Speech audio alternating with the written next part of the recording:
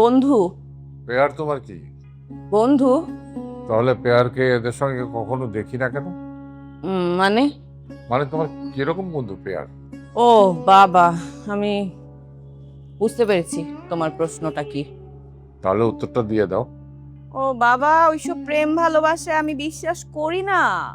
তাহলে এই ছেলেটাকে খালি খালি ঠকাচ্ছ কেন? ওকে সরাসরি বলে দাও। না, হয় না, আমি বলতে পারছি না। কারণ ওকে বলতে গেলেই আমার মায়া লাগে, কষ্ট হয়। তো কিন্তু তাই বলে তুমি এইভাবে তাকে... বাবা প্লিজ, সরি বাবা, পরে কথা হবে, গুড নাইট। চুমকি, ধন্যবাদ। ডাকলি কেন? কেন, খুশি হসনি?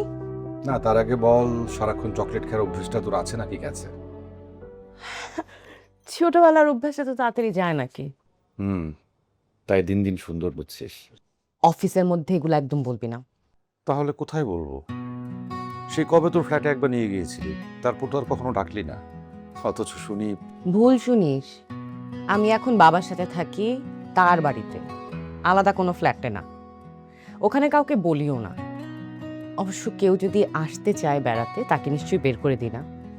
হুম, আচ্ছা বাদ দে। হাতে ডিজাইন শেষ হয়েছে, নিয়ে আয় তাড়াতাড়ি, অন্য দলবল চলে আসবে আবার। যা, নিয়ে আয়। যাচ্ছি।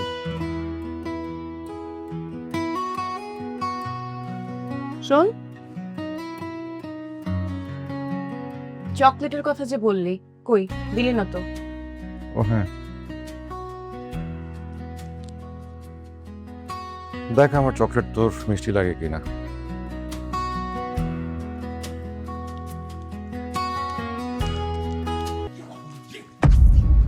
পিয়া, আমি একটু ঘুরে আসি, এদিকে সামনে নিস। Bye officer. চল চলো।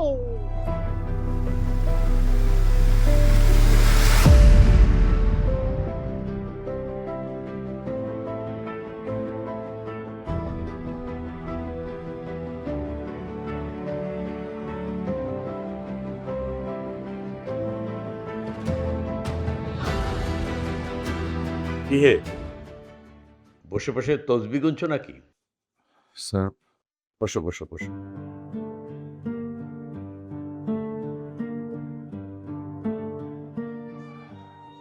বিকে প্রজেক্টের ডিজাইনটা শেষ হয়েছে? জি স্যার। ওরা ফাউন্ডেশন লে করতে চাচ্ছে তো? Sure sir.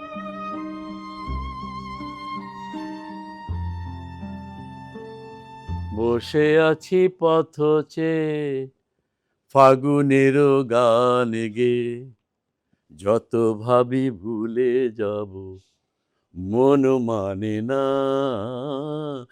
মন মানে না। বাহ স্যার, আপনার গানের গলা কিন্তু চমৎকার।